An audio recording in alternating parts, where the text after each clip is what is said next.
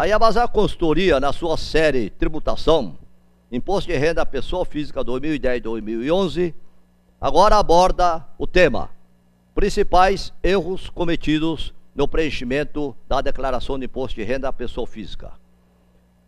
Neste item, nós então iremos abordar inicialmente o caso do abatimento indevido de despesas com saúde. Nós vamos então abordar a questão legal e a questão penal. O artigo 298 do Código Penal fala a respeito de falsificar no todo ou em parte documento particular ou alterar documento particular verdadeiro. Neste caso, há uma pena de reclusão de 1 a 5 anos e multa. Isto ocorre nos casos de falsificação de recibos médicos, dentista, odontológicos em geral, ou declarar pagamentos a plano de saúde, mesmo não os tendo, o contribuinte então vai incorrer neste artigo. Mas vamos para o caso do artigo 187 do Código Penal.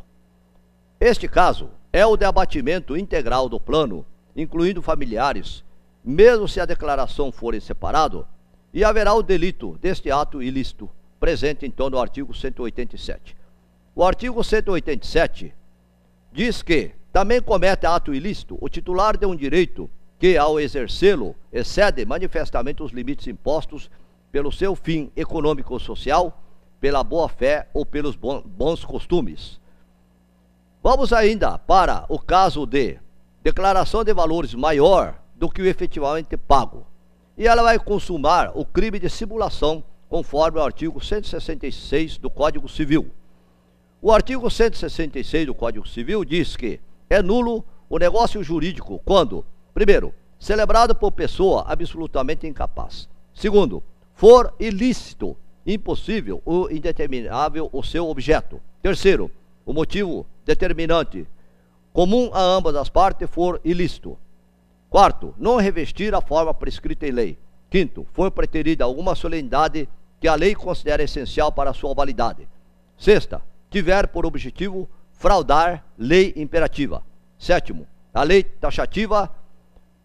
taxativamente declarar nulo ou proibir a prática sem combinar sanção. Portanto, simular que existiu esse tipo de despesa vai implicar em ser enquadrado neste artigo do Código Civil. Abatimento indevido de despesa ainda com a saúde. Quais as consequências? Ônus maior que o bônus. A partir de 1º de janeiro de 97, nos casos de lançamento de ofício, serão aplicadas as seguintes multas calculadas sobre a totalidade ou diferença de tributo ou contribuição pelo Regulamento do Imposto de Renda de 1999, artigo 957, dos incisos 1 e 2 do Decreto 3.000. Primeiro, de 75% nos casos de falta de pagamento ou recolhimento após o vencimento do prazo, sem o acréscimo de multa moratória, de falta de declaração e nos de declaração inexata, excetuada a hipótese do inciso seguinte. Segundo, também haverá a multa de 150% nos casos de evidente intuito de fraude, definido nos artigos 71, 72 e 73 da Lei 4.502 de 1964, independentemente de outras penalidades administrativas ou criminais cabíveis. Ainda no caso de utilização indevida de recibo, ou recibo inexistente, ou recibo de anos anteriores, são casos em que, às vezes, a fabricação pelo contribuinte ou por médicos, recibos médicos, recibos odontológicos, e que haja o preenchimento de um recibo, enfim, que não representa a realidade. A utilização desse recibo de anos anteriores, que porventura então tenha sobrado a declaração anterior, onde ainda alterar valor do recibo para conseguir maior abatimento, são crimes que são puníveis. E neste tipo de fraude pode ser considerado estelionato, conforme previsto no artigo 171 do Código Penal. Diz ele, artigo 171, obter para si ou para outrem vantagem ilícita, sem prejuízo alheio, induzindo ou mantendo alguém em erro mediante artifício, ardil, qualquer outro meio fraudulento. A pena é de reclusão de 1 a 5 anos, além da multa. Divergência nos rendimentos e ou no imposto de renda retido da fonte. No caso de divergência nos valores informados, o contribuinte deve solicitar à fonte pagadora que faça a correção na DIRF e providencie a retificação da mesma. Informar rendimento a menor dos valores reais recebidos e retenções divergentes das informadas na DIRF são fatores de risco que podem cair na malha fina. O imposto de renda retido na fonte sobre o 13º salário não pode também ser compensado na declaração. Caso o contribuinte o tenha somado com o imposto retido, deverá retificar a declaração para excluir este valor. Também, no caso de divergência no valor dos rendimentos tributáveis, recebidos de pessoas físicas e ou do exterior. Neste caso, também, deixar de informar todos os rendimentos recebidos de pessoa física, como aluguel, prestação de serviço, pensão alimentícia própria e de seus dependentes, seja do Brasil ou do exterior, também implica em ser uma infração à lei tributária.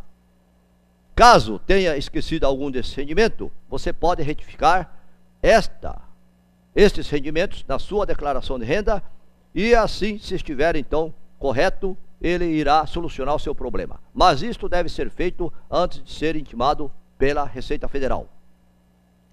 Divergência dos valores declarados de CARDE-LEON e imposto complementar. Nesse caso, você sempre deve verificar se informou corretamente o recolhimento de CARDE-LEON ou imposto complementar, o chamado mensalão. Verifique se os valores declarados conferem com os valores recolhidos. Se os DARF forem recolhidos com o código de receita correto, 0,190 CARDE-LEON e 0,246 no caso de imposto complementar ou mensalão. Caso constate divergência, retifique a declaração ou recolha o DARF da diferença. Mas, se estiver correto, aguarde a intimação da Receita Federal e preste o esclarecimento necessário. Algumas notas são fundamentais. No caso do CARDE-LEON, verificar se a data do vencimento está correta.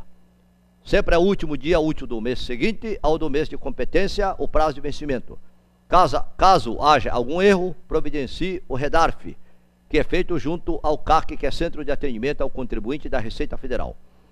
Segundo caso, imposto complementar. Somente é possível compensar os valores recolhidos dentro do ano civil, janeiro a dezembro. Terceiro caso, multa e juros. Não pode ser compensado somente o valor principal, é passível de compensação. Não podemos compensar multa e juros, portanto. Inconsistência no valor de dependentes.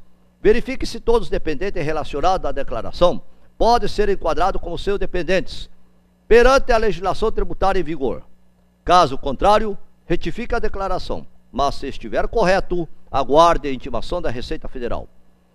O fato de os dependentes receberem no ano calendário rendimentos tributáveis ou não, não descaracteriza essa condição de dependência, desde que os rendimentos sejam informados pelo declarante. No caso de dependentes comuns,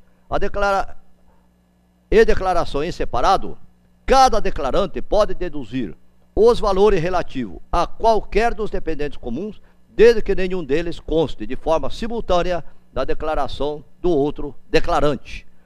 Também é obrigatória a informação de inscrição do CPF para dependente com 18 anos ou mais completados até 31 de dezembro de 2010.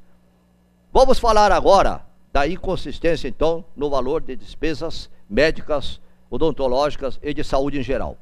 Verifique se possui todos os comprovantes das despesas relacionadas neste item declaradas e se os seus valores conferem, bem como se forem informadas eventuais reembolsos.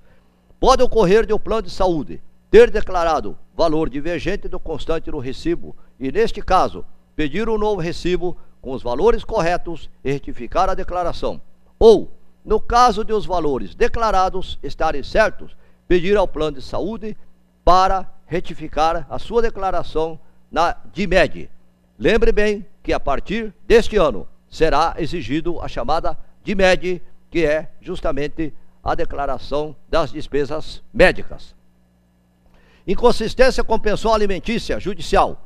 Verifique se os valores informados conferem com o recibo de pagamento ou com os valores descontados em folha ou contra-cheque diretamente pela fonte pagadora. Caso haja divergência nos valores, retifique a declaração, mas se estiver correto, aguarde intimação ou comunicação da Receita Federal questionando a matéria. Inconsistência de dedução de livro caixa.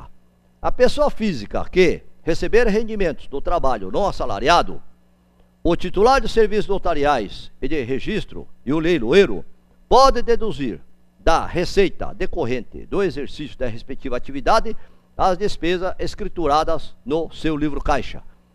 Ocorre que os documentos para comprovar as despesas do exercício da atividade devem ser tomados os devidos cuidados e cautela. Por quê? Se eles não são idôneos, se às vezes não existe documentação alguma, se o contribuinte falsificou o documento, se for usado documento não permitido como riqueza, como ticket de caixa, recibo não identificado e documento semelhante, e as despesas não têm relação com a atividade, este é um caso considerado de inconsistência de dedução do livro caixa. Também nós temos que lembrar que, muitas vezes, utiliza-se deduções não permitidas. Não é permitida, então, deduzir cota de depreciação de instalações, máquinas e equipamentos, bem como as despesas de arrendamento ou leasing, despesa de locomoção e transporte, salvo no caso de representação comercial ou de autônomo, quando ocorrer por conta deste representante comercial as despesas da viagem. E a despesa relacionada à prestação de serviço de transporte também é considerado inconsistência de dedução de livro caixa. Inconsistência também no valor da dedução de incentivo ou doações. Primeiramente, para ser considerada válida a doação, esta deve ter o seguinte requisito: as doações de incentivo a projetos culturais, cinematográficos e videofonográficas, doações do patrocínio desportivo, tem que ser aprovado pelos órgãos competentes, Ministério da Cultura, o MINC, Agência Nacional de Cinema, Ancine e Ministério do Esporte.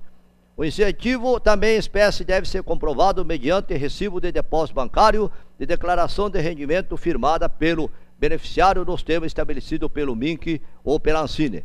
Deve ser respeitado o limite de 6% do imposto apurado a declaração de ajuste.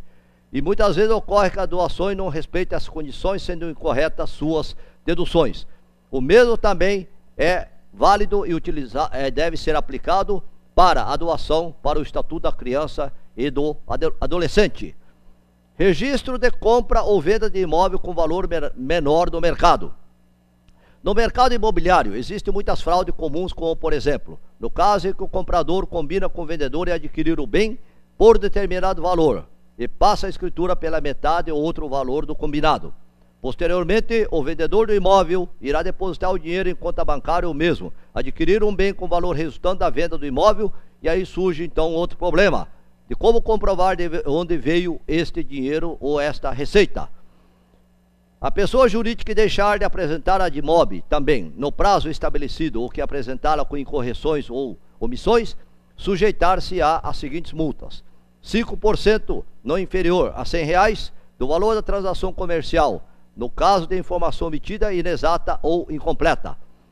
Benefícios do PGBL sem declaração completa. As contribuições pagas à entidade de previdência complementares, tais como o PGBL, e aos fundos de aposentadoria programada, individual, FAP, deve ser informada no quadro relação de pagamentos e doações efetuadas, respectivamente, quando o ônus for do próprio contribuinte. Pode ser deduzida somente as quantias pagas em nome do titular ou de seu dependente, ficando limitado ao 12% do rendimento tributado informado na declaração. E somente são deduzidos os valores pagos em relação à previdência, quando o contribuinte declara, então, no formulário completo. Plano de saúde descontado indevidamente. A pessoa física titular do plano de saúde não pode deduzir os valores referentes ao cônjuge e aos filhos, quando este declare em separado, pois somente são dedutíveis na declaração os valores pagos a plano de saúde de pessoas físicas consideradas dependentes perante a legislação tributária, incluídas na declaração do responsável em que foram considerados dependentes.